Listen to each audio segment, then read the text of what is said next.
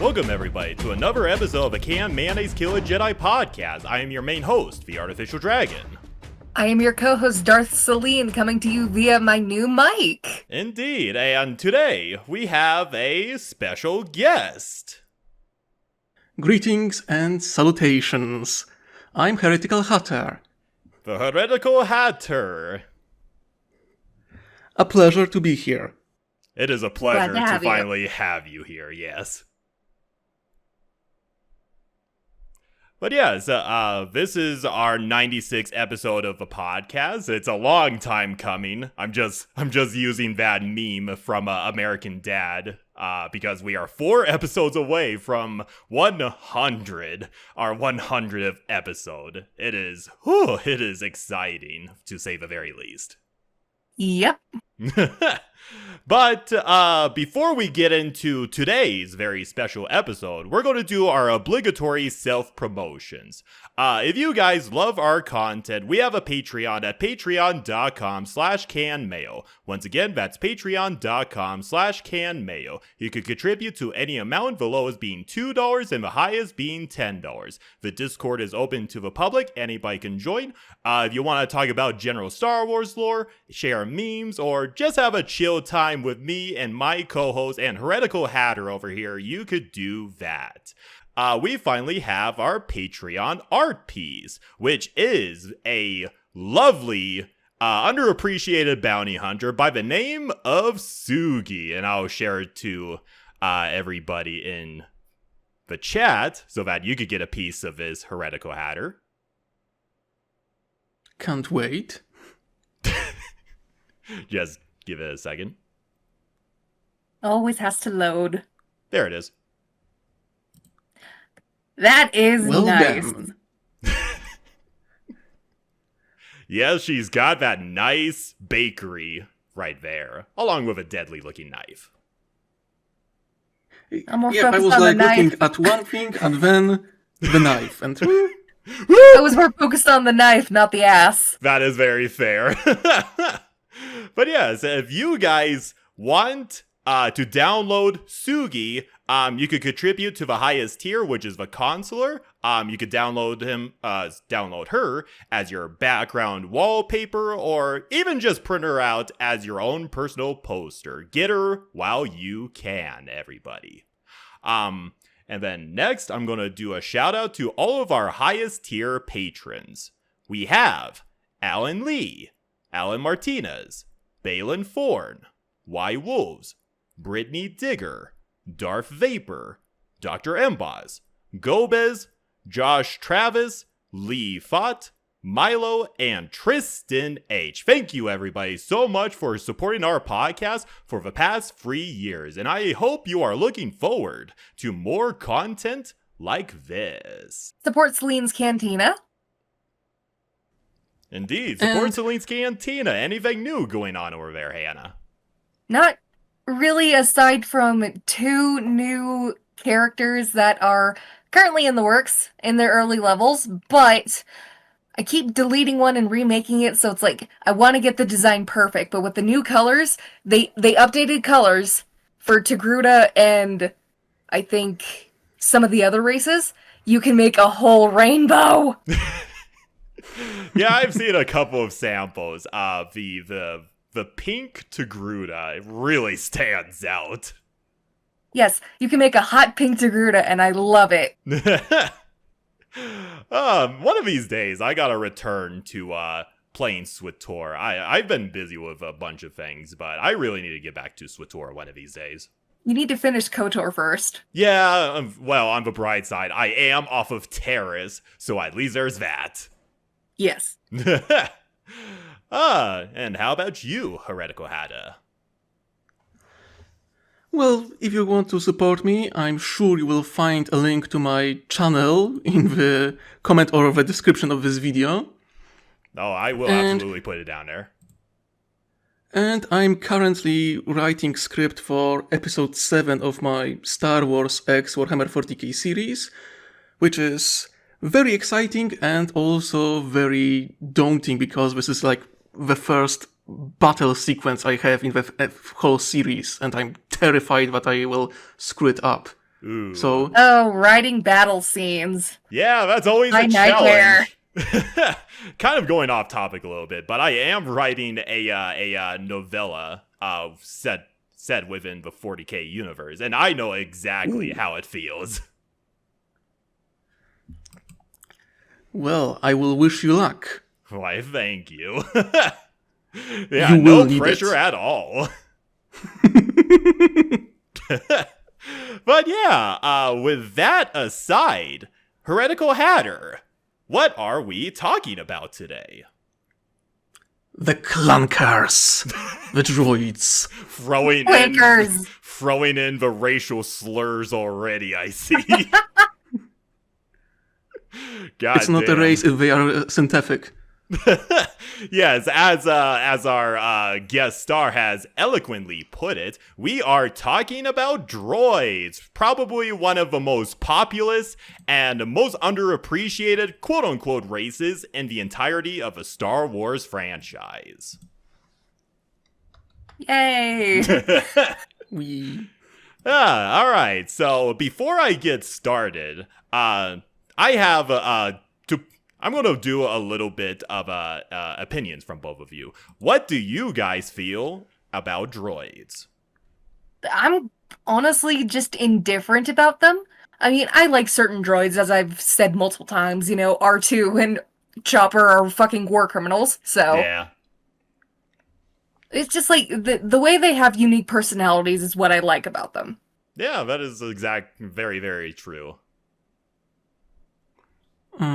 As for me, I'm confused on two parts. One, there wasn't like a Terminator-style rebellion of droids yet, seeing how they are treated. That's like one big thing. And second, why there are so few civilizations that actually treat droids fair, like in the Star Wars universe. Oh, don't The worry. discrimination. Oh, I'm going to be answering so many questions for you, Heretical Hatter, because, well, we're not exactly talking about a movie character or anything like that, but unlike with a lot of races in Star Wars, there is a lot of substance when it comes to droids. There is so much lore about them. Like, I own multiple books. In fact, one of the oldest Star Wars books that I have in my possession is the Star Wars, The New Essential Guide to Droids. I have had it since the release of Revenge of the Sith back in 2004, I believe. I was a youngling. You were a youngling, yes. I was but 4 years old. Exactly 4 years old. But yeah, like I have the entire book right in front of me. If you kind of can see the picture of the book on my desk right there. But yeah, I have it ready to go and reading inserts out of it for you guys. I'm surprised it hasn't fallen apart. It's barely holding together. It is. Well, the cover is kind of torn to shit, and some of the pages in the very back are about to fall out, but yeah, it's holding together relatively well. Still, yeah, it's nice to have such pieces of, physical lore, especially now when so many things are digital and nothing else. Yeah, that's the yeah. unfortunate part. Another book that I used to own back in the day, it was called Scavenger's Guide to Droids. Now, of course, it's like a supplement for a old Star Wars RPG game back in 2010, I believe. I don't have it anymore, but I picked it up because of a droid lore. That was the only reason I picked it up. Well, of course. Yeah, even 14-year-old me was the huge Star Wars nerd wanting to learn the deets and all that. I mean, considering your nickname in our Discord server is Droid Supreme, I think you like droids a lot. Yeah, if it wasn't obvious, droids are probably one of the closest things I could relate to in Star Wars. We'll probably get a little bit more into it, but I've always loved the B-1 battle droids more often than the clone troopers. Oh, yeah. Relating to soulless, silly droids, why I'm not surprised. Damn, Heretical Hatter. Well, let's go ahead and get the episode proper before I derail us again. But yeah, let me go ahead and give you, well, actually, I'm going to give you the honor to read out this quote from George Lucas himself, Heretical Hatter. I'm going to put it in the chat for you. Oh boy. Oh shit. Okay, here we go. Well, the droids were there to serve. Obviously, droids are servant of man. They do as they are commanded and all that kind of stuff. But at the same time, I love droids. They are my favorite people. I didn't want them to be cold robots. Even the robots in THX are very friendly. They are not malevolent. In Star Wars, I really wanted to get into the robots and their problems in life. A little equal time for robots. We who have taken a lot of shit over the years and have never really had a chance to prove themselves.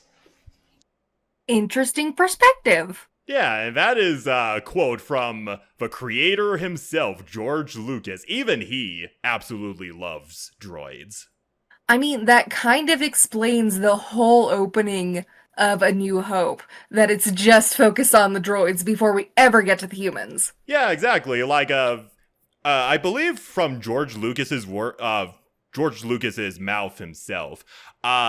Basically, R2 was the narrator of the entirety of original trilogy and the prequel trilogy. Because if you Without really think speaking about a fucking word.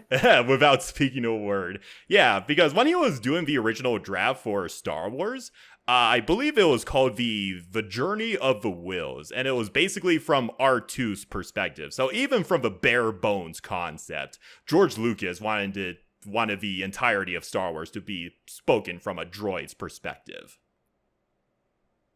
Which I think is really interesting. And yeah, like droids, even in lore, droids, they are the underappreciated tools or sentients, however you want to look at them. It's always either that side or the other. There's no middle ground in the lore with droids, if that makes any sense.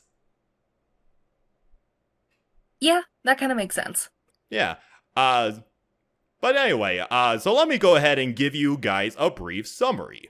Droids, which is, fun fact, short for androids, but sometimes they are also called robots or automatons.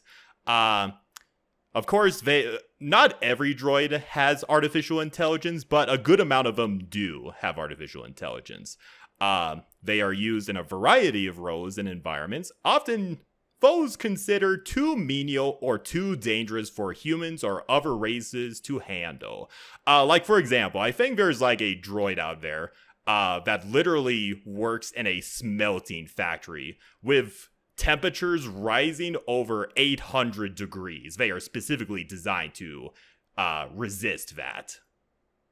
Oh, that's smart. That's innovative. Yeah, it's very innovative. It is also important to note that droids are separate from computers or other forms of electronics, as the label that manufacturers label droids as is, quote, a mechanical being with self-aware consciousness, as distinguished from a computer by having a self-contained method of locomotion. So essentially, okay, so as long as... Sorry, go on. So it can move and think to a point for itself. That's like the definition, if I understood it correctly. Pretty much. It looks like there are programmings that are there to limit that. Essentially, yeah. Like, I mean, like, there are certain computers. Like, I mean, the computers on, like, Star Destroyers or something like that, that are capable of doing a lot of calculation. That's not itself a droid. Now, if you gave it, like, wheels or legs or something like that, then yes, that would count as a droid. Okay. Alright, and so in the Star Wars universe, droids come in 5 classes, or 5 degrees of droids. The first one is called the Class 1s, which are basically droids that work in the fields of mathematics, physics, physical science, and medicine. So, think of the surgical droids from the movies. Yep. They are arguably... They're also in the Clone Wars. Yep. Excuse me. You okay over here, Hannah? Yes, I'm smoking. Fair enough. They are arguably one of the more intelligent droids because they do a lot of calculating for like doctors, medicine, and so on and so forth. Like, they have a lot of in-depth knowledge. But they are rarely programmed to apply their knowledge to everyday situations. They're kind of more on the side for giving reference to the actual doctors because, well, giving an actual droid the capabilities and position of an actual doctor would spell for disaster, if that makes any sense. Yes. So they're kind of on the sidelines. Then there is the Class 2 droids that are programmed for engineering and other technical sciences. They differ from Class 1 droids because they apply their science to real-life situations, but they usually communicate in binary. This is droids such as R2 and other astromech droids. Okay.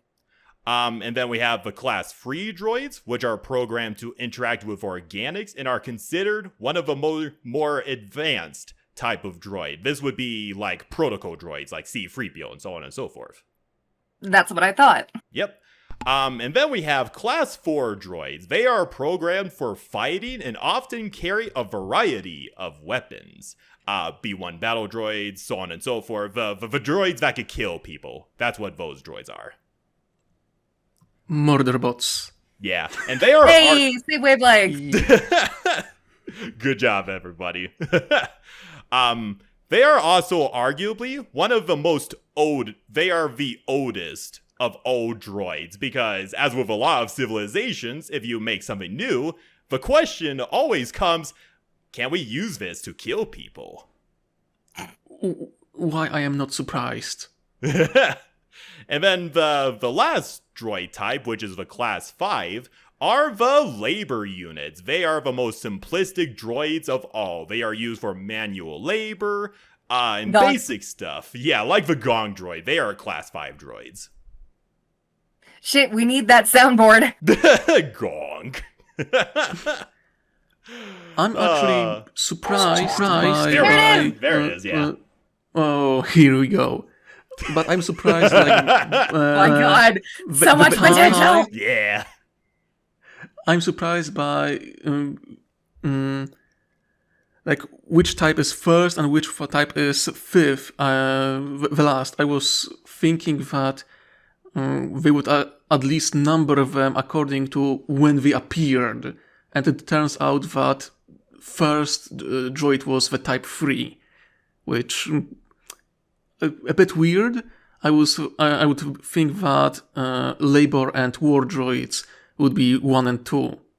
Yeah, I believe, like, I was looking through the New Essential Guide to Droids, like, it has a brief history section, which I'll probably read off of in a little bit, but I believe the Class 5 droids were the first ones, and then followed not too long after by Class 3 droids, then First Class, Second Class, then Fourth Class. I think if the category wasn't exactly put in place when the droids were being created, so to speak, that was just a more modern-day invention, if that makes any sense.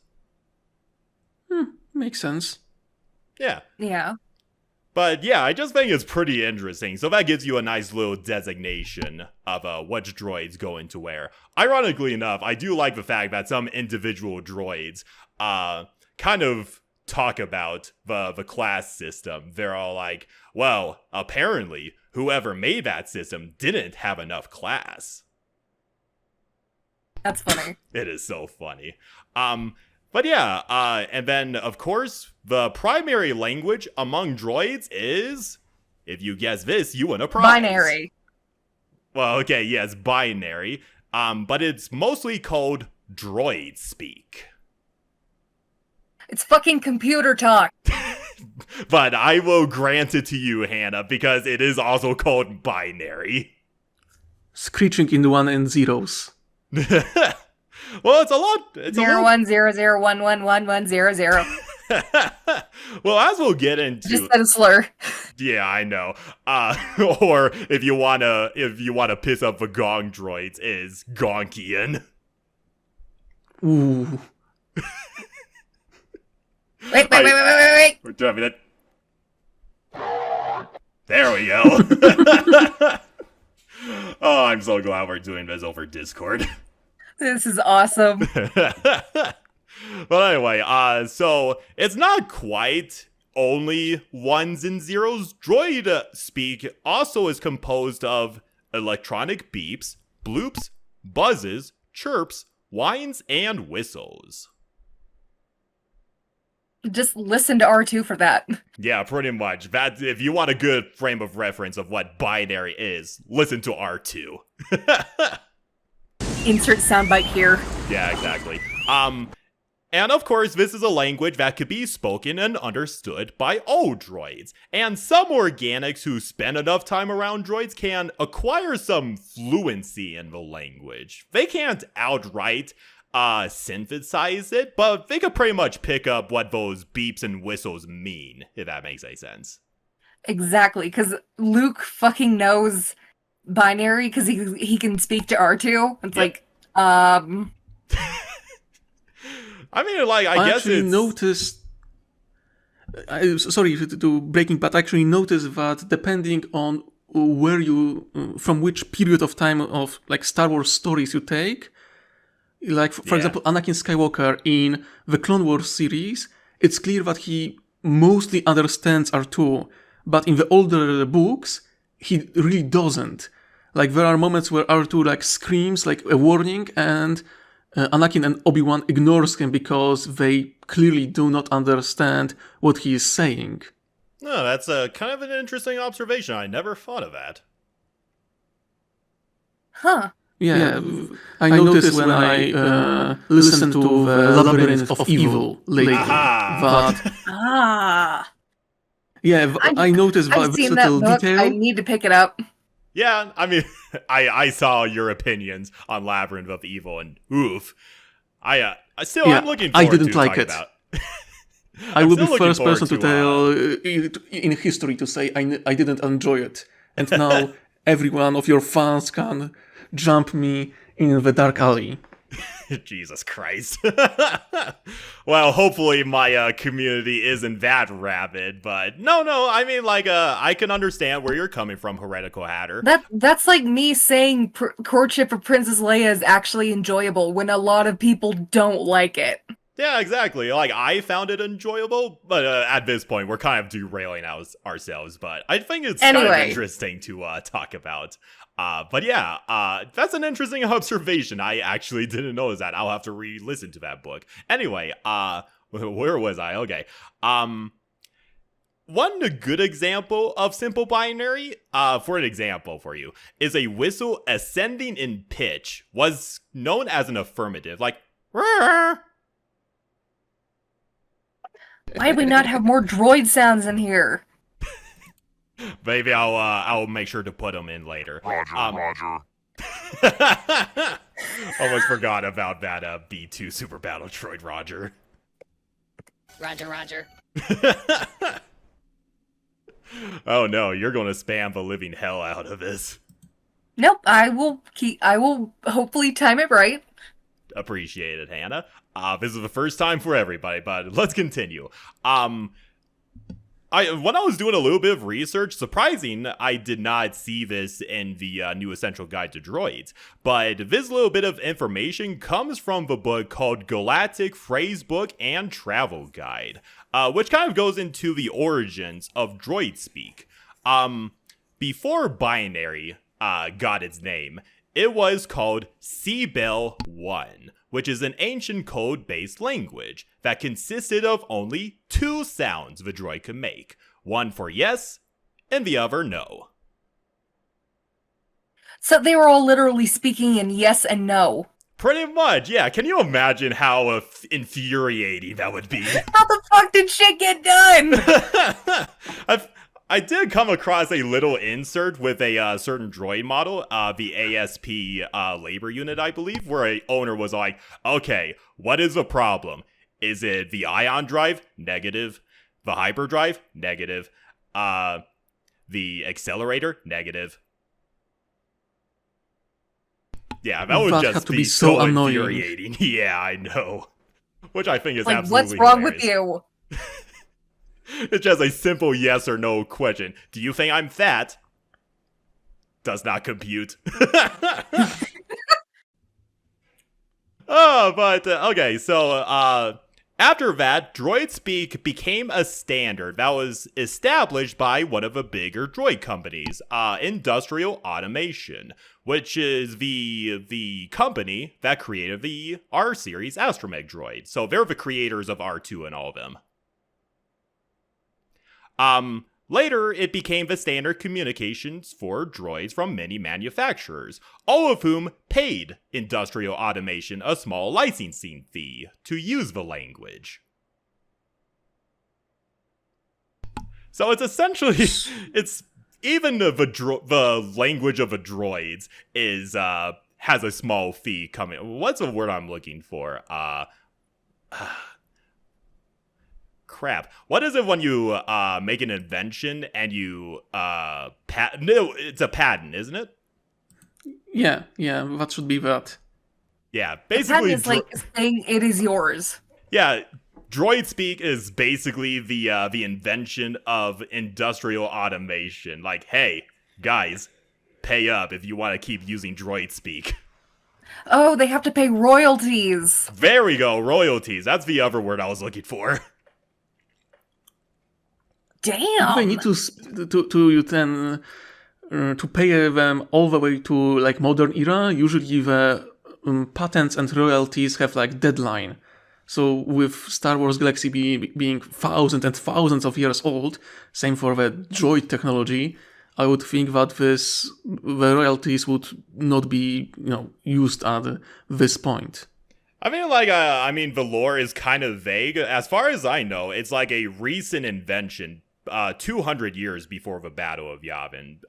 Star Wars lore being vague is not surprising one bit. Not surprising one bit. And considering that we do talk to droids that speak in chirps and squeals even during the days of the Old Republic, that just seems a little bit weird to me, timing-wise. I mean, T3 is essentially R2 in the Old Republic. Yeah, He's just a different type of droid, but he's still an astromech. Yeah, made by a different company. I'll have to double check when Industrial Automation was founded, quote unquote, but I don't know. I think it's just a recent manufacturer. But on the other hand, there are still manufacturers that are still around and kicking in Star Wars today, like 25,000 years later. Of course, because why not?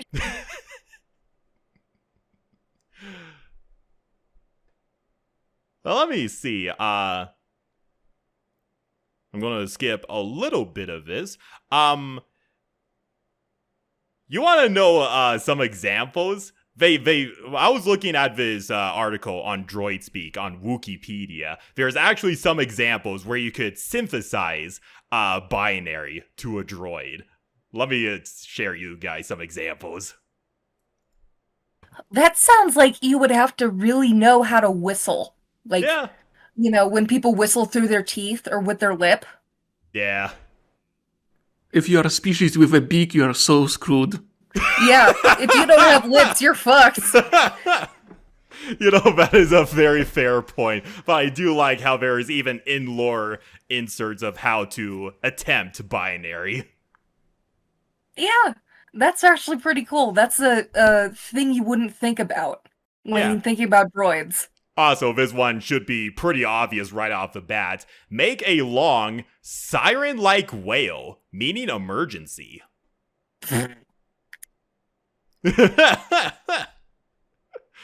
Oh, man. There's also... just default emergency signal. Pretty much. It's just, duh, I could have figured that out. So you're telling They're me... walking fire alarms. Yeah. So you're telling me that a wailing child that is making a fit would draw in so many droids while scaring everyone else? You know, that's actually a fairly good point. And that would actually kind of make sense for a nursing droid or a nanny droid. I could see like multiple like R2 units doing that too. Yeah, That's cute. it is pretty It's cute. like pack mentality. Yeah.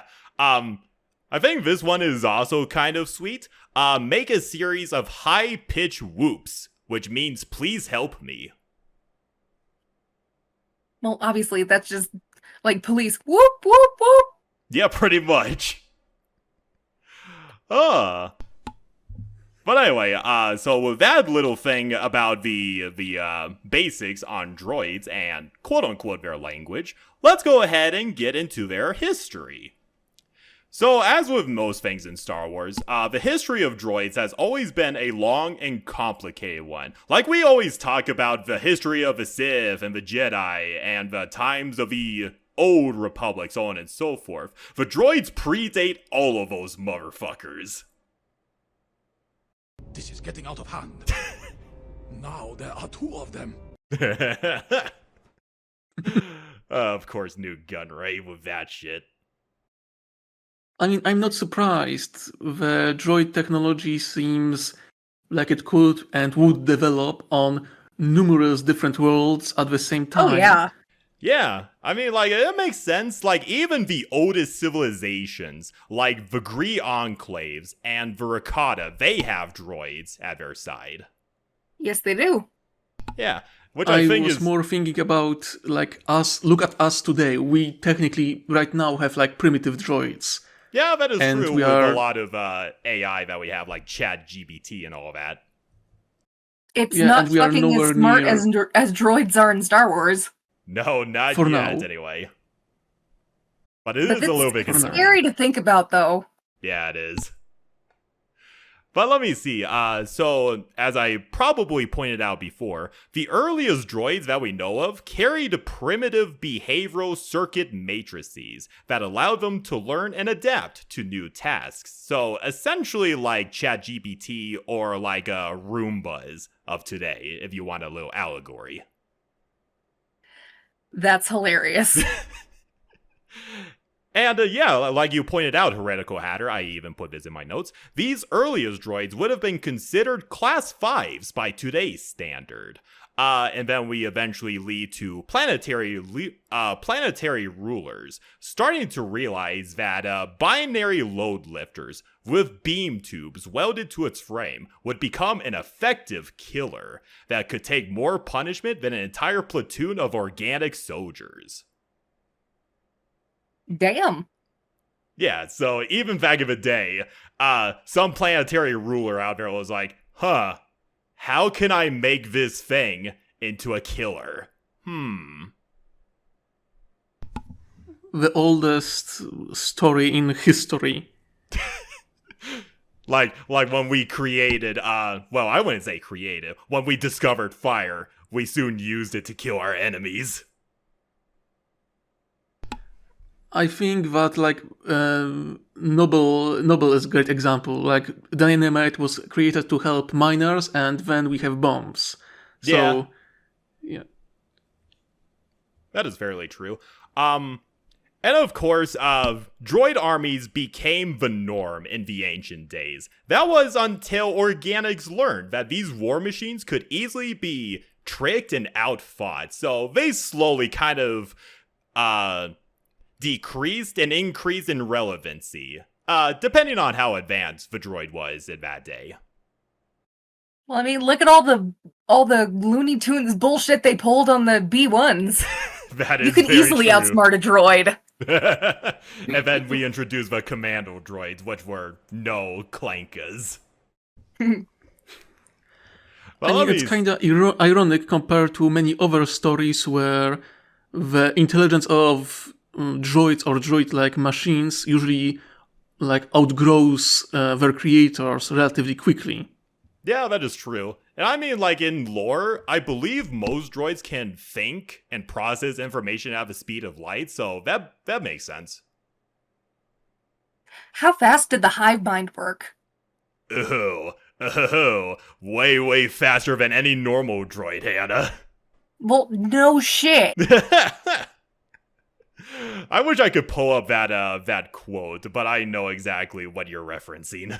It's the I am quote. Yeah, the I am quote. I love it so much. Hate. But anyway, and off of the battlefield, of course, droids began having difficulties on their own fronts. Because with more droids being developed more and more, these droids started taking jobs from other sentients and menial tasks, which obviously festered resentment amongst the organics.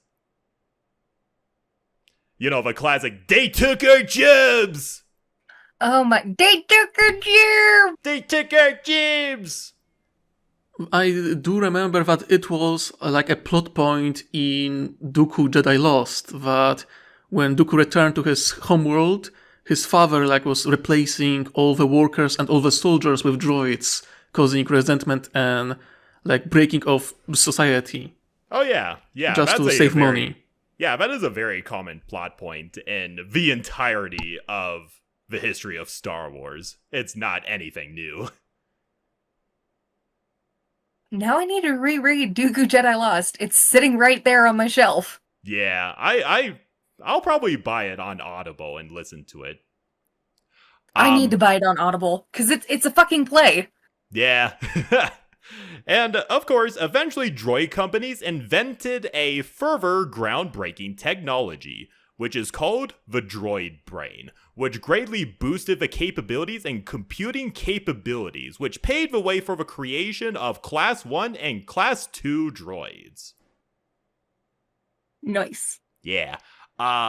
And then slowly but surely, droids became widespread, filling numerous niches and improving the lives of millions of worlds across the galaxy. Let me actually give you a nice little insert from my good old book right in front of me. Every standard day, millions of subservient automata negotiate treaties, repair hyperdrives, cure plagues, incinerate garbage, nurse children, haul cargo, deliver messages, cook meals, and destroy enemies. At the same time, droids are ignored and underappreciated, treated as chattel by many owners, and regarded with outright hostility by others. Though anti-droid prejudice is a reality among the unenlightened, owners who have spent long stretches with their droids have discovered that they can be both trusted companions and loyal friends.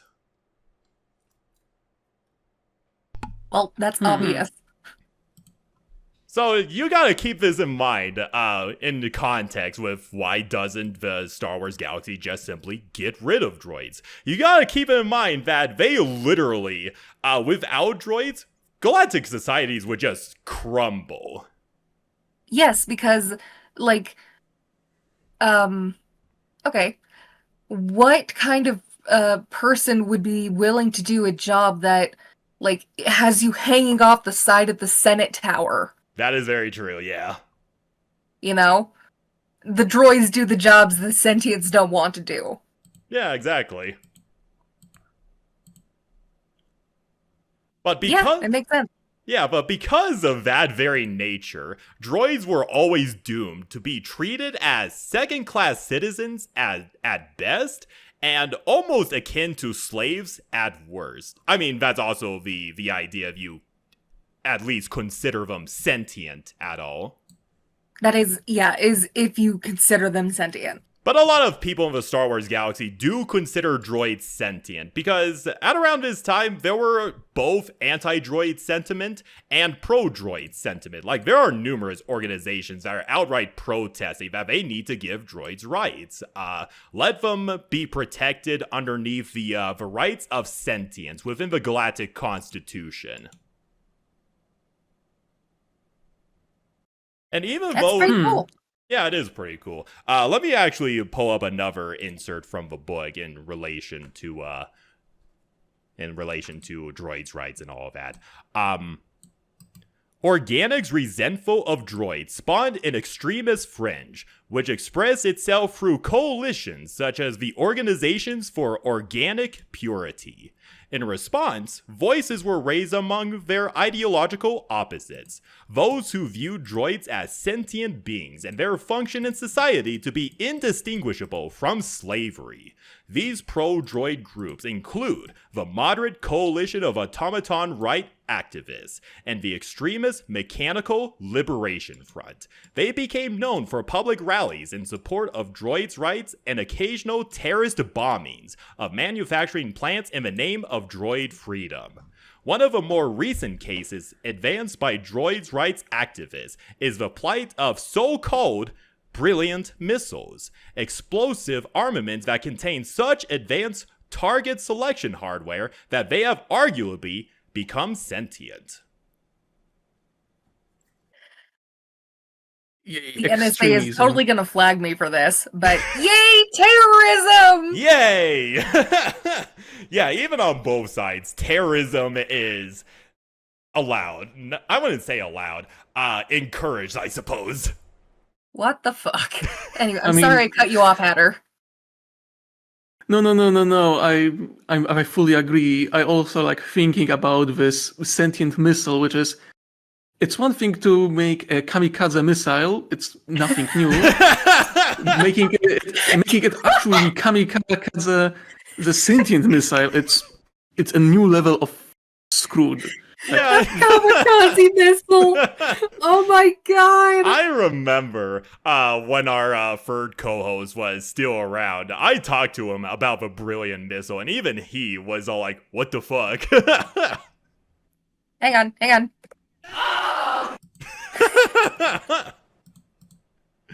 Yeah. I just think that's absolutely... Well, I mean, there's a lot of lore implications with this, but I also just like the Lowe's idea with sentient missiles. That is hilarious.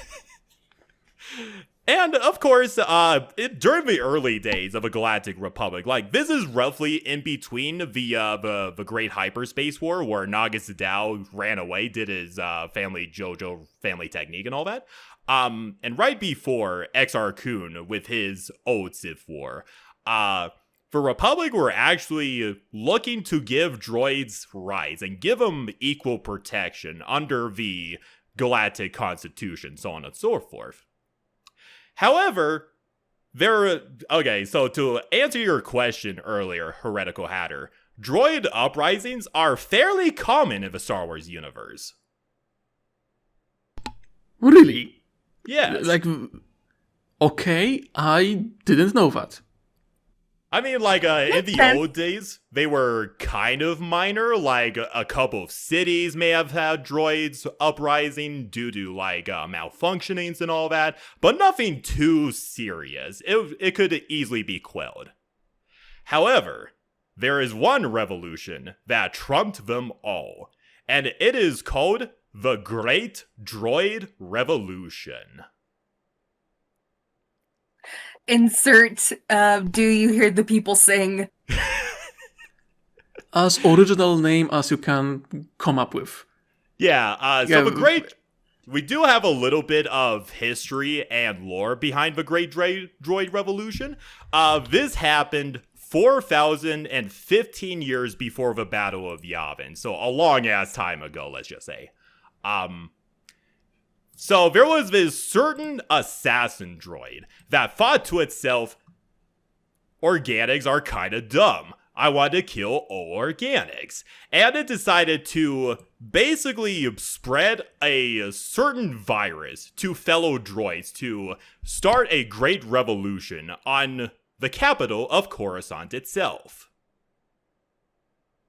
And you want to know who led this droid army, Hannah? Was it an HK model? Excuse me. HK-01.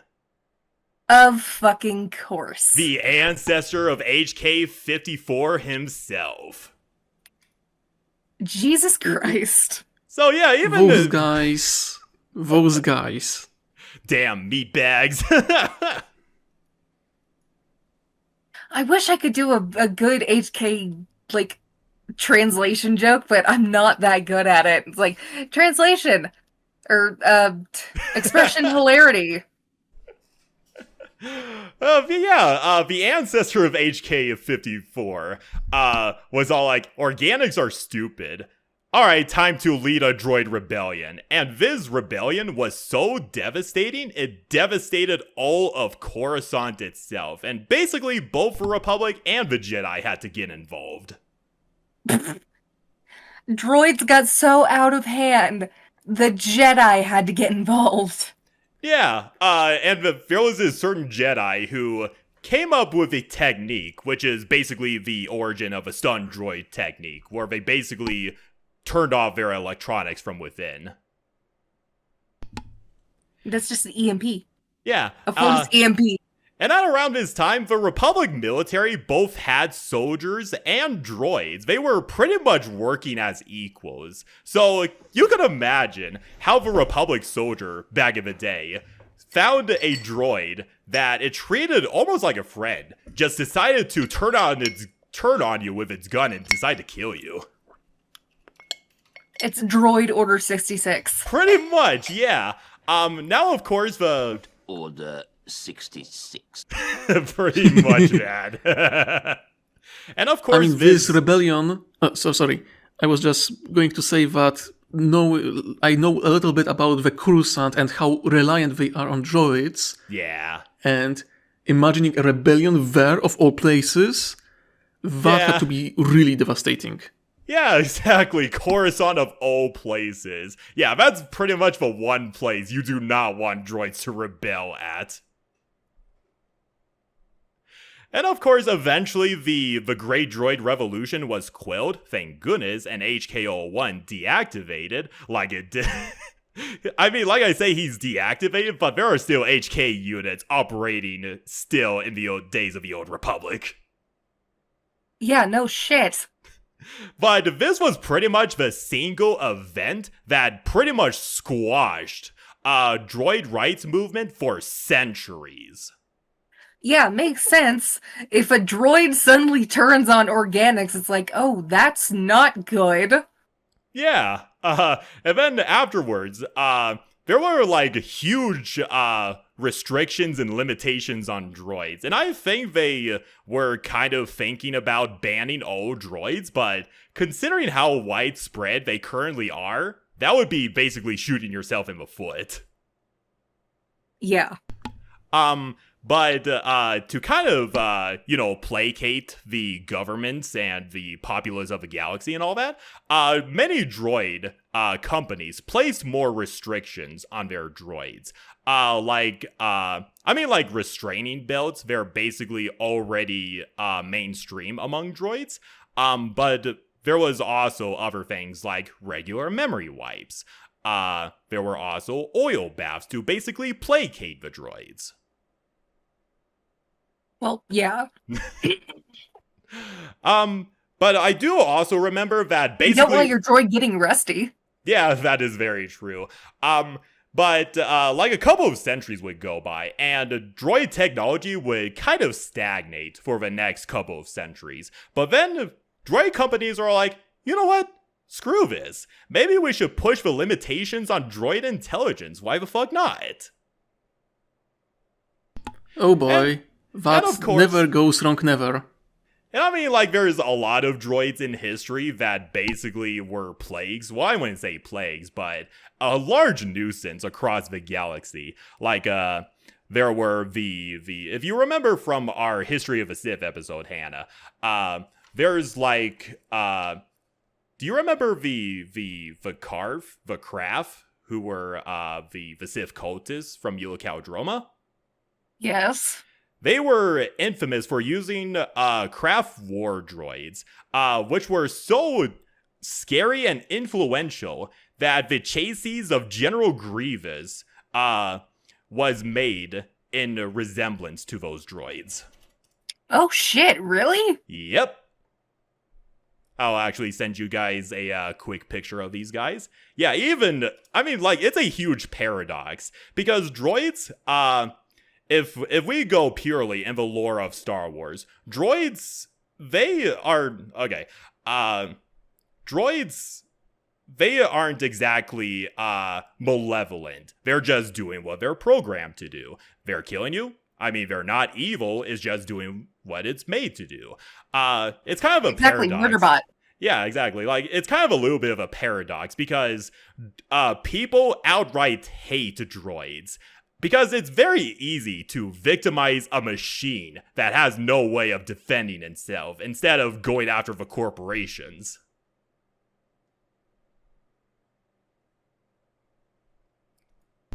Yeah, it's also simpler than...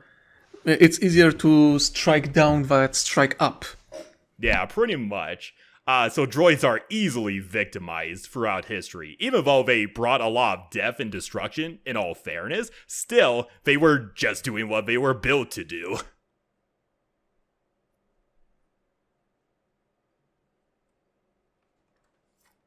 Let me see, but there's this other term that I find kind of interesting. There is this term called manual missions, which was basically a term used to describe the act of reprogramming the droid's obedience functions, basically freeing it from servitude as a reward for faithful service.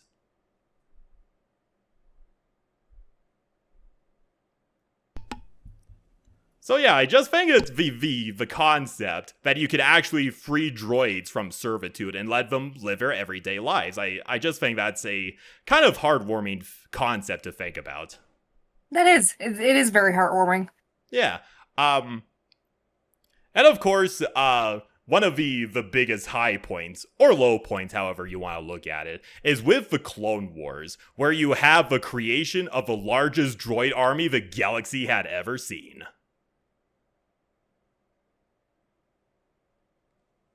And of course, from such death and destruction in the Imperial era, basically battle droids were outright banned from the Galactic Empire, and even droids were looked down upon and looked down with suspicion. Like if you remember one of those scenes from episode 4, A New Hope, specifically in the cantina scene where Luke comes in and the bartender is like, "Your droids aren't allowed in here."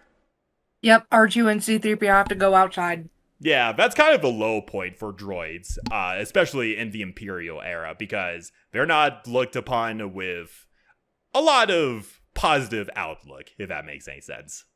Mm-hmm. And of course, okay, so this is where we get to the philosophical debate of this, since I gave you the basic outline. For you guys, what do you think? Do you think droids are tools that simply emulate emotion? Or do you think they are actually sentient beings that have hopes, dreams, and feelings?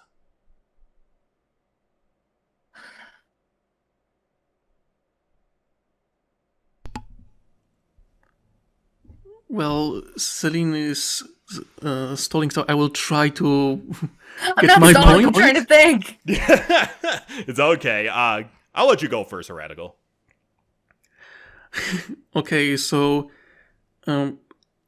initially when I started being fan of Star Wars, I was thinking of them like machines that were given quirk personalities just so there could be connection with the owner. But the more I watch, especially the more modern adaptations of Star Wars and modern Star Wars stories, the more I change my opinion that, yeah, they are very much sentient, which makes their, well, droid slavery so much more very complicated, like, question. Like, on one hand, the droid aren't born, they're created for a specific purpose, and it's clear that droid needs time to develop any kind of true personality.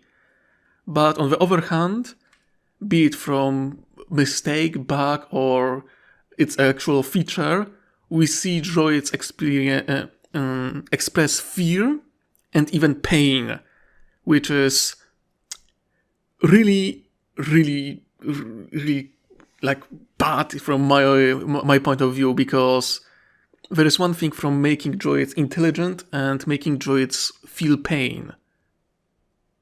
Yeah. That's that's like the line that causes me to think of them as more of a sentient creature, because if you can cause a creature pain and they will react to that pain, I think that, and they are fearful of it, it's just, keeping them as, and treating them only as tools is just needless cruelty from my perspective. Yeah, I could absolutely see your point of view on that one. And, well, I'll let Hannah talk in a little bit. There's also that interesting, like I said, it's kind of a little bit of a paradox, because there is evidence out there that droids can legitimately have sentient feelings, but there are numerous instances where the common people basically consider droids no better than tools, or like a wrench, a car, so on and so forth. Like, there's one example I could probably think at the top of my head from the Clone Wars. In one of the early episodes where Anakin loses R2 during a battle against Grievous, he basically tells Obi-Wan that he lost R2, and obviously Anakin is distraught about it, but Obi-Wan kind of shrugs, and he's like, oh well, R2s are a dime a dozen, you'll find another one. After everything he had been through with that droid up to that point. I mean, like, you gotta think about it from Obi-Wan's perspective. He is an absolute compassionate person. Like, he is one of the more compassionate Jedi Masters. Let's just put that out there. But from his perspective, droids are just tools. Like, it's no better than a wrench. Sure, like, I mean, there are people out there, like an engineer, that sees a wrench and might give it a name or something like that and treat it better than an average person. But at the end of the day, it's still a tool. Like, who gives a shit? Yes, but looking at it from Anakin's perspective, is like, that's his buddy. Yeah. And yeah, there's a lot of evidence that like I saw this comment from one of my my Patreon's supporters. I made a individual channel getting at people's opinions on why droids would be considered tools or sentient beings. And one of my supporters basically said, simply put, can droids be sentient? Absolutely. Are all droids sentient? No. In a nutshell, yes. Yeah, like, there are more simplistic droids, like the Class 5s. They have the most simplistic programming of all. And it could be argued, because there are certain gonk droids that do have personality. But at the end of the day, it's just those are for exception. laughs. Yeah, it's kind of the exception to the rule. Most of the time when the gonks have a personality, it's for laughs. Yeah. Like Gonky Tonk. Gonky Tonk. That is very true. A small side thought. I'm thinking that maybe like the discrimination and disregard for droids and feeling that they are just tools is kind of reflected in how the clone troopers of Kamino were treated in Star Wars as well. Yeah. Because many people saw them as biological droids, yeah? Yeah. Yeah.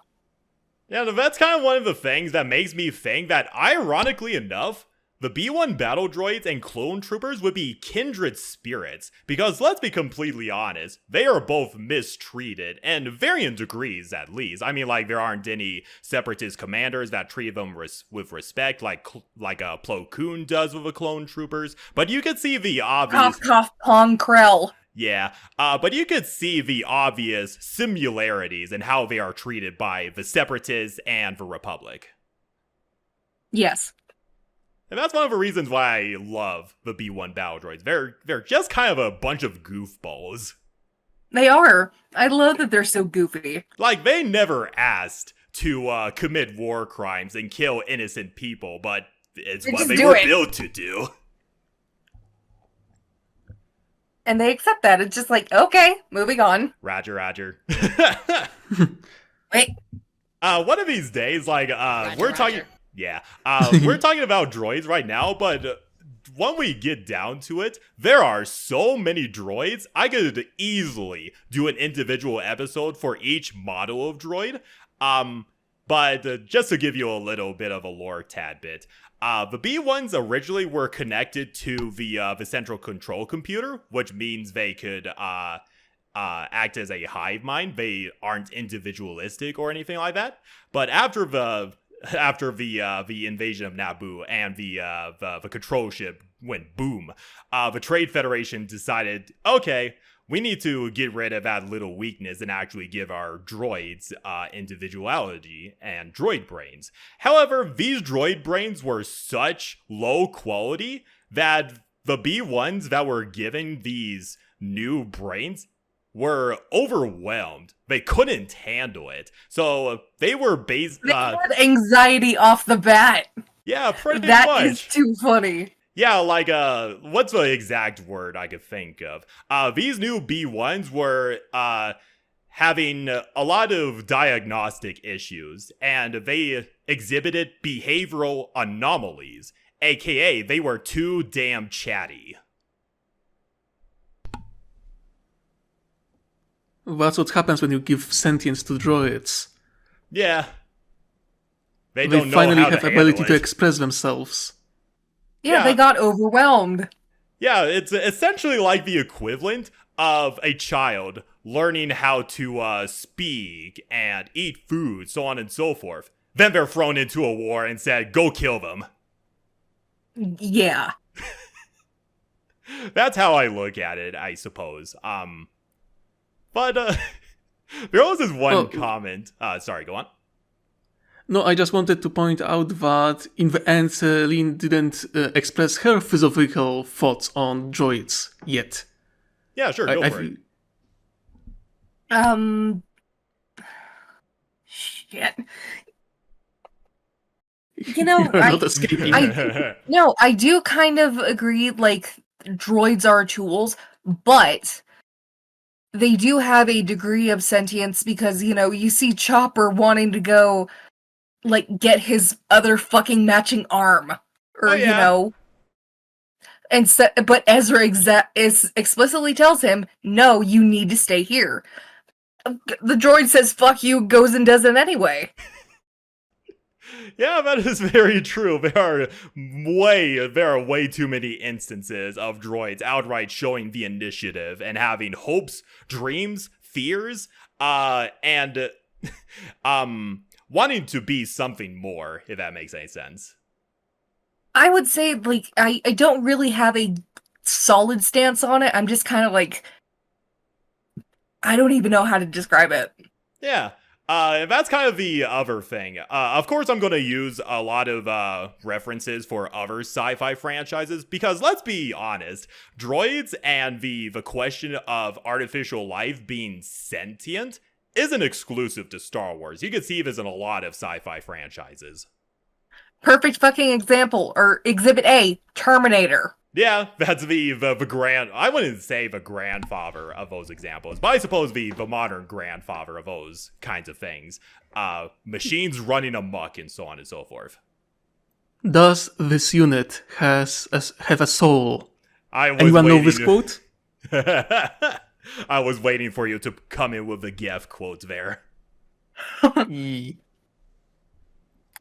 I mean, like, yeah, it's a kind of a similar thing with the GIF. Sure, they're not artificial intelligence. At the end of the day, they are a collection of programs put into one body that are supposed to adapt to any given situation. But then they ask that specific question to their masters, and then their masters are like, oh shit, we gotta do something about this. That's when you know it's like, oh, they're actually... Yeah, and they kind of went about it the entirely wrong way by just killing all of them. And of course, the GIF, they're not exactly sentient, quote unquote, but they are trying to preserve their, I suppose, race. They have a will to live. Which is not common for droids. No, not at all. But no, like, I do have, okay, I was trying to get to this point, but I remember this comment a while back. I'm not sure if you ever watch any videos from Getsy's, but there was this one video. I can't seem to find it for the life of me, but it's basically about the idea of droid sentience. And there was this funny ass YouTube comment where it was basically the guy that says, oh, the droids are just doing pre-programmed things to feel and simulate pain. That's basically it. They aren't sentient whatsoever. And then the droid kicks the guy in the nuts, and he's all like, ow, what was that for? It's not my fault. Your body is just doing pre-programmed stimuli. It's not my fault. That is how nerves work. Yeah, pretty much. I just think that's a hilarious comment. That is very funny. But yeah, that is how nerves work. It would do the same thing for a droid. Yeah. But no, before I get into some individual points, I do love that droids can come into so many shapes and forms. Like we have the small nano droids from the Clone Wars, up to the planet-sized droids. Which I think of course, in the middle, R2-D2, C-3PO, HK-47. Must I go on? Yeah. Wait a second, planet size? I do not remember. Planet You mean size? like the Starforge? Like, Not or the Starforge. Okay, technically they're not native to the Star Wars galaxy. This is also covered in the new Essential Guide to Droids. Let me see. Okay, so there's this droid called the Great Heap. He basically comes from the Droid TV show. Yes, there is a TV show called Droids, old 80s, 90s cartoon. And the Great Heap is just this giant droid that rules over this garbage world. And, you know, he's kind of a despot ruler and all that, but in expanded lore, he is a native to the Star Wars galaxy. This is what he looks like. I was gonna say, for shits and giggles, was he trapped on the same world Maul was on? Ironically, no. How? That's funny. But no, like, this guy was essentially the size of I suppose a Imperial Walker, if you want a size comparison. But he was just the smallest of his kind. Oh shit. Yeah. These guys are native to the galaxy that once harbored the Yuzhang Vong. Oh fuck. Yeah, this guy was the very reason why the Yuzhang Vong hate droids. seeing his ugly mug, I am not surprised. And then, of course, when the Yuzhang Vong invaded the Star Wars galaxy, they saw all of this artificial life, and they were all like, racism intensifies. And then, of course, the New Republic actually fought back, and this will be a little bit of a surprise for you, Heretical Hatter. But the New Republic basically made droids resembling the Yuzhang Vong, which, yes, are basically Terminators. So, advanced trolling. Dalek. The dialects exterminate. So the Yuzhang Vong skipped casual racism and went straight to the competitive racism, and the Republic answered with advanced trolling.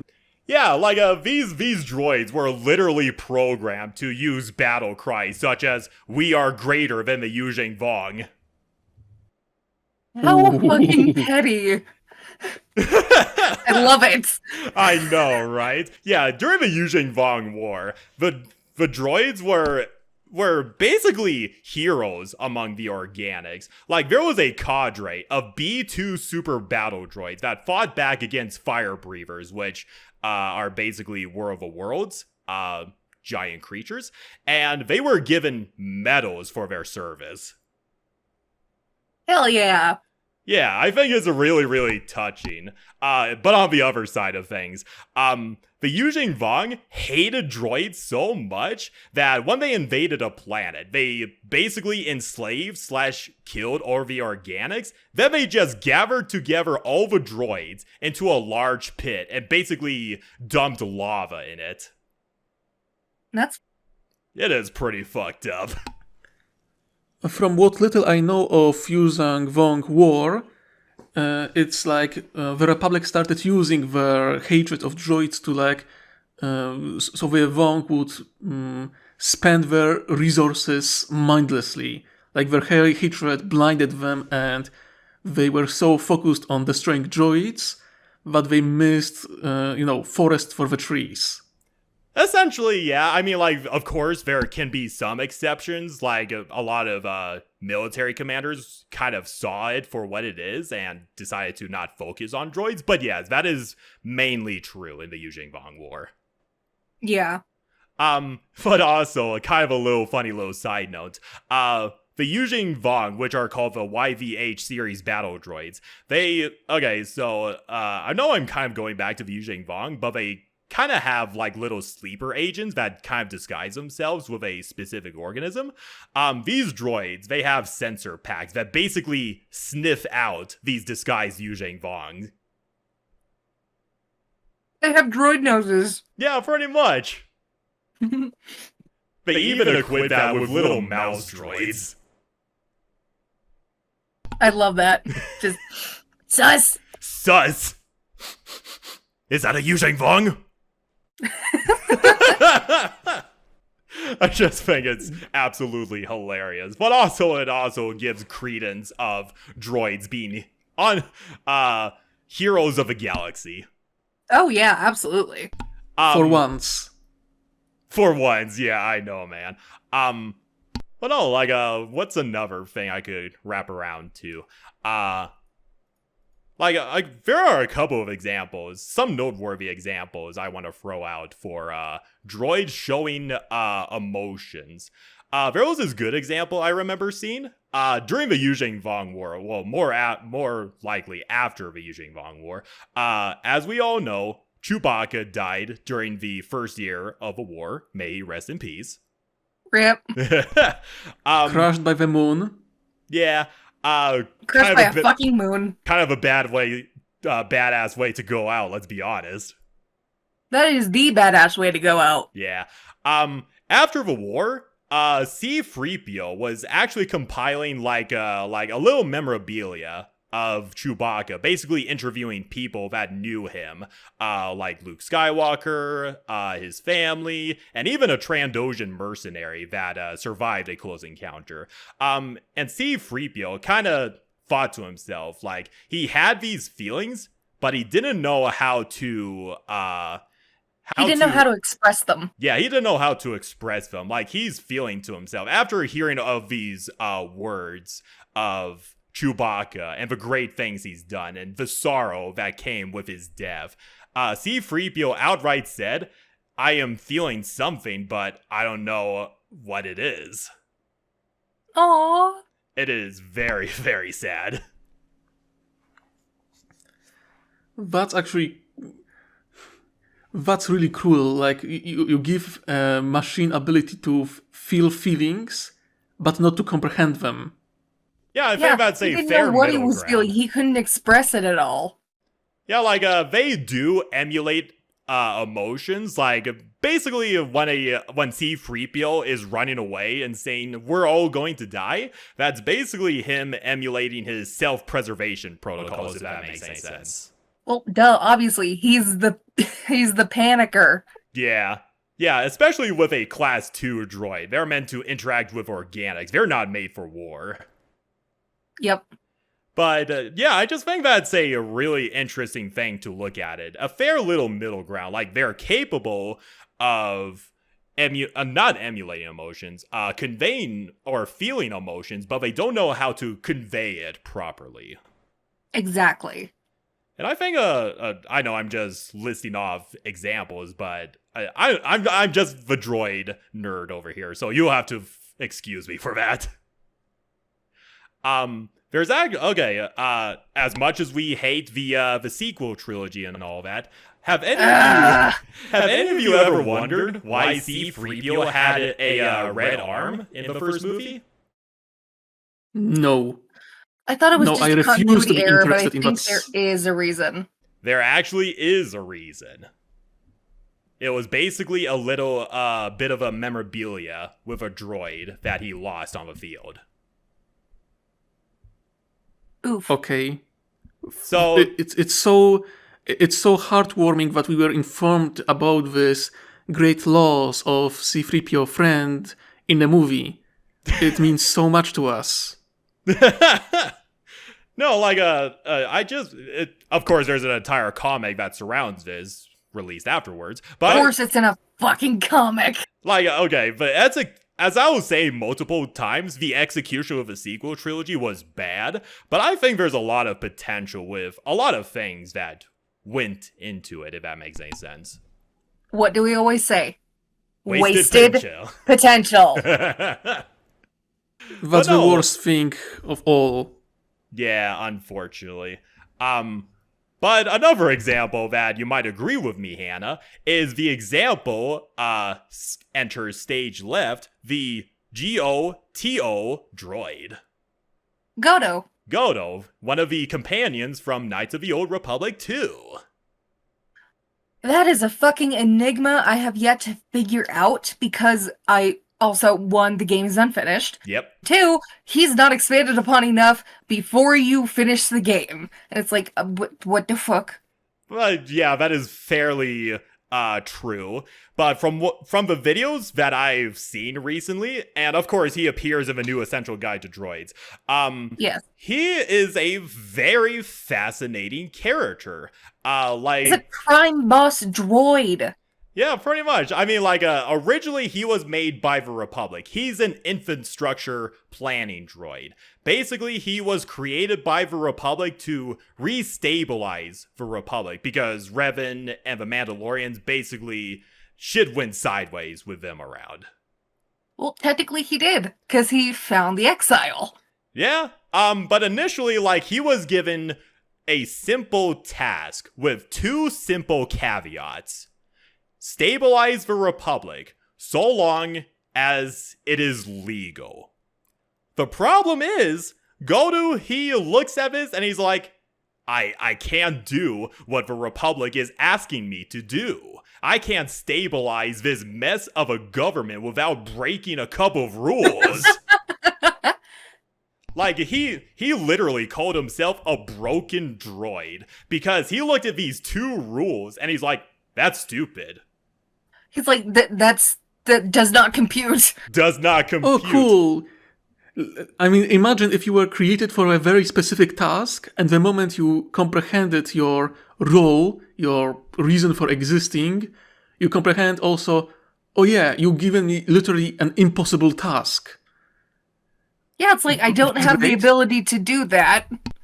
Yeah, like, in his own words, he's all like, you misunderstand me. I care for the Republic, but I am given no other choice. Yes. Which I think is really fascinating. Even though, okay, like you said, the game is unfinished, but I do like how well written Godu is. Oh, yeah. I mean, I might just do a run again of KOTOR 2 with bringing Godo with me the entire time just to learn about him. Yeah. Because I think there's an achievement where you learn Godo's secret. Yeah, pretty much. Fun fact, Godu was actually voiced by the same voice actor who voiced, Timmy's father. I knew his voice sounded familiar, I just couldn't figure out what it was! Also for me, he just, hey, Heretical Hatter, have you ever watched, Transformers Prime at all? I watched it quite a lot, in fact. I enjoyed a bit of it, though the fact that it's like every episode is like, oh yeah, Saturday villain. It's just, yeah, I lost interest. Well, it's actually a more recent show, but I'll get to what I was about to reveal to Hatter here. Do you remember Knockout? Yeah? He was the same voice actor that voiced Timmy's dad in Godu. Well, shit. I Yeah. didn't notice. Well, you know. The more you know. Da, da, da. Anyway. Oh man. But no, like what's another one I could throw at the top of my head? I mean, like in new canon stuff, it's not expanded too much in the canon, but there are specific examples I remember at the top of my head. There's like this comic panel. This is kind of more on the dark side of things. There's like this squadron of X-Wing fighters. I can't remember the context, but they're basically disabled, and the squad leader was like, okay, we can't be captured by the Empire. We need to purge all of our systems. What about our droids? Have them set to self-destruct. They're tools. We don't care about them anyway. Aw. So yeah, that's kind of, even the good guys kind of see droids as tools. At least have a common decency to order them to self-destruct when the Imperials get to them.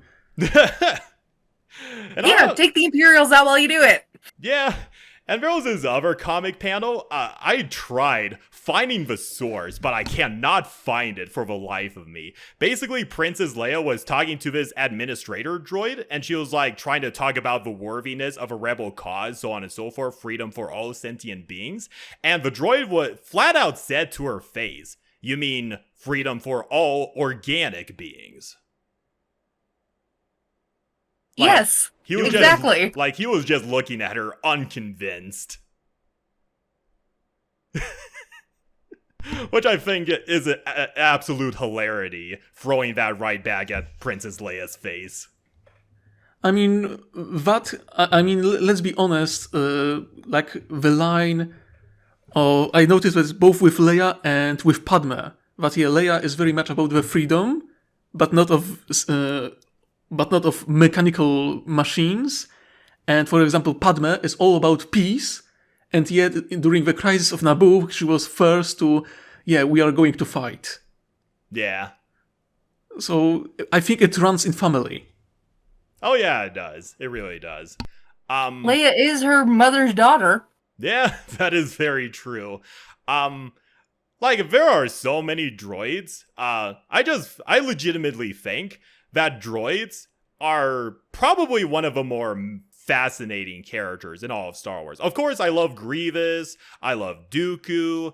I love But if you Cad call Bane. Grievous a droid, he'll kill you. Exactly. But I do love droids because they are such fascinating characters. If I ever find myself in the Star Wars universe and I encountered a sentient droid, I want to be buddies with him. Yeah. I mean, long as they're not the murdery type. yeah, those might not be the best of friends. What I'm seeing like a lack of in Star Wars is I would really like to see like a civilization that treats droids like equals. Like, recently you probably, Celine wouldn't know that, but Droid Supreme would know it without a doubt. Votan with Ironkin. Yeah. It's from Warhammer, so you, Celine, wouldn't know, but space dwarfs have space robots who are their buddies. Yeah, I'm not a huge nerd when it comes to the Leagues of Votan, but I do know about the Ironkin. I know exactly who you're talking about. Yeah, something like, a civilization where the droids are actually treated equal, so it would be like a contrast where droids are mistreated in the rest of the galaxy, and I don't know, a character from main galaxy arrives to the civilization and needs to get used to treating droids like actual people, because if you disrespect them, you will be looked down upon. Yeah. Yeah, I mean, in all honesty, there are very little places that actually treat droids as equals, or at least treat droids like they're the majority, if that makes any sense. I do know there is one place in both Legends and canon, I believe. Let me see if I could pull it up real quickly. God damn it. There's basically this space station called Droid World. Basically, there's this Republic officer who's part cyborg, and he decided to create a utopia for all droids to live as equals, so on and so forth. I mean, you do you, boo-boo. And even then, he had uprisings from rival droids. Unsurprising. So yeah, even on a quote-unquote utopia, you have to worry about rebellions. Of course. Trouble in the paradise, as we say. Yay. Yay. I do believe it's called Droid World. I can't find it for whatever reason, but yeah, there aren't that many places in the Star Wars universe where droids are treated Yellow as edit equals. text here. Yeah, exactly. I do know of a couple of occasions where droids became the rulers of worlds, by rule of Blaster, of course, but still rulers. Yay, valiant. Aggression. The classic gunboat diplomacy. Oh, okay, this is kind of a more funny story, but also kind of shows R2 being a huge bro for C-3PO. There's this comic where C-3PO gets kidnapped by the Empire, and everybody else was like, oh, he's just a regular protocol droid, whatever, we'll probably get a new one. And R2 was like, motherfucker, what the fuck are you talking about? Yeah, it's like, hey, he might be annoying, but that's still my bro. And he basically commandeered an X-Wing, infiltrated the Star Destroyer, wreaked havoc, killed a bunch of stormtroopers, and then rescued C-3PO. Yay, my favorite war criminal. Like, no, basically, like, he was just strolling around because who suspects an R2 unit? And he was causing such chaos that he was activating airlocks to send stormtroopers back into the vacuum of space. And at this point, the stormtroopers were like, just kill any droids we come across. Who the fuck cares? And he felt no remorse about it. Yeah. I mean, R2, the OP droid over here. Hey, R2 and C-3PO friendship went a long way. If you remember in Attack of the Clones, R2 literally pushed C-3PO off the ledge in Droid Factory. Yep. So, you know, from attempted murder to best friends. Yeah. Oh, yeah. It's too funny. It is very funny. But no, there's so much evidence for droid sentience. It's not even funny. I'll throw in one more. This is kind of a more sad side. So we all know that R2 witnessed everything. I suppose the choking of Padme, the birth of Anakin and Leia, so on and so forth. Luke and Leia. He witnessed all of it. Then, a couple decades later, Luke Skywalker was working on R2, and then for a brief moment, he saw a holo projection of what appeared to be Padme. And Luke, he was all like, who is that, R2? And R2 was like, I don't know what you're talking about, bro. Yep, Mitty was like, nope. And then, sorry, go on. I know that when I talk with some other fans of Star Wars, they noted that R2 staying quiet about what he knows about the origins of Luke and how he knows Obi-Wan, even though Obi-Wan denies it. They see it as a plot hole.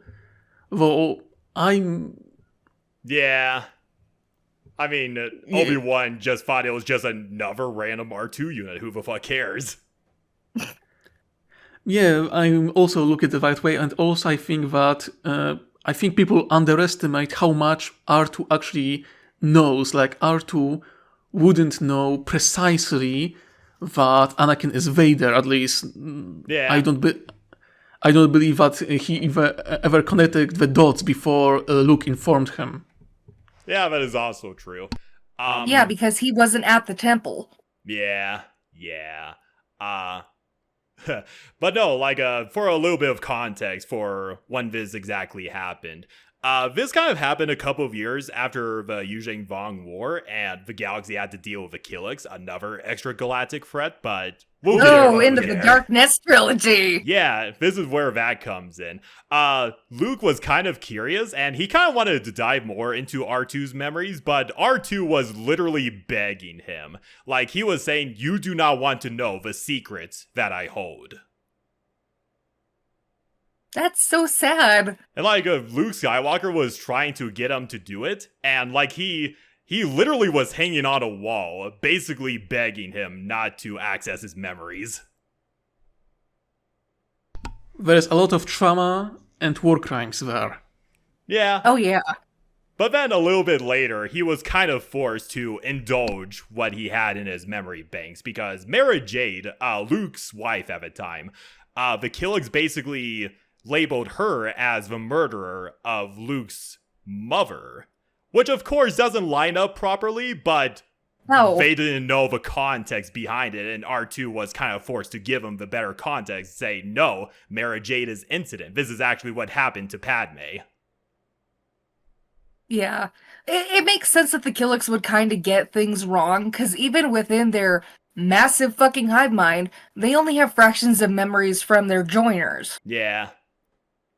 So they don't get the whole story straight. Yeah, exactly. It's like how they once described the ones.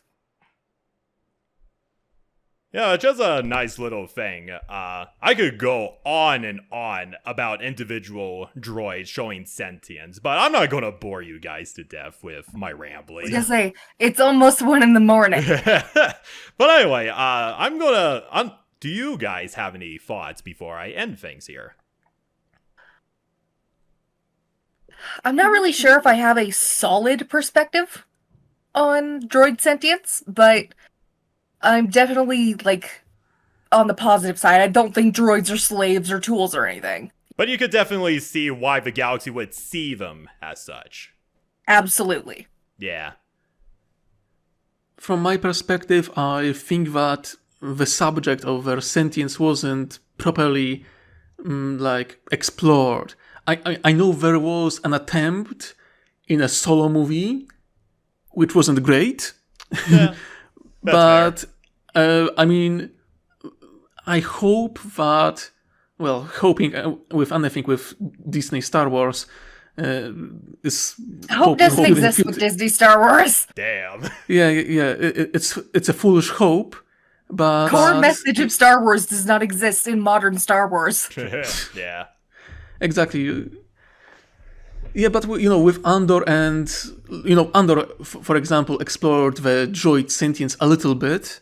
So I hope to see more of exploration of this subject and maybe get to see droids as true heroes, as during the Yuzhang Vong War. Yeah. Oh yeah, that would be really cool. It would be pretty cool. And as you like to say in some of your videos, Heretical Hatter, the artificial is a reflection of its creator. Oh yeah. Exactly. Yeah, I remember when I said it. The creation is a reflection of its creator. Yeah, I just think that's it's not exclusive to Star Wars. A lot of sci-fi kind of cover this, but I don't know, it's just something I would love to see more of in Star Wars. But knowing Disney, that's probably not going to happen anytime soon. Damn you, mouse. The damn rat. Yeah. But yeah, that is our episode of Can Mayonnaise Kill a Jedi? Or in this case, Droid rights for the win, everybody!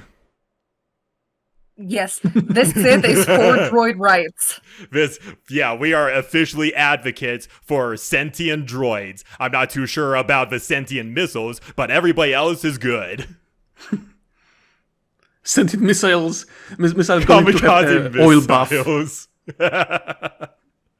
I love that little bit of nugget. I thought it would be funny to throw that at you, Heretical Hatter. So grim. By the way, do you have any closing statements? maybe we're just expressing my pleasure and happiness that I was invited and I could take part in this podcast. Yeah, it was a pleasure having you here. It was great to have you. Yeah. The pleasure was all mine. I'm very glad I could show up, and I hope I will be invited in the future. It is worth sacrificing sleep for. Yeah, you and me both, Hannah. It's actually pretty cool having a third host. Well, in your defense, you're more of a guest star, but it's nice to have a third host on the podcast again. Well, it was a while since you had one, so yeah. Look, whenever you need me, I will be ready to sacrifice my sleep next time for to ensure that you can have a good night's sleep. That would be Oh, appreciated. thank you. Thank you, man. But yeah, this is the way. May the force be with you. Always. Always. Bye-bye. Bye. Bye.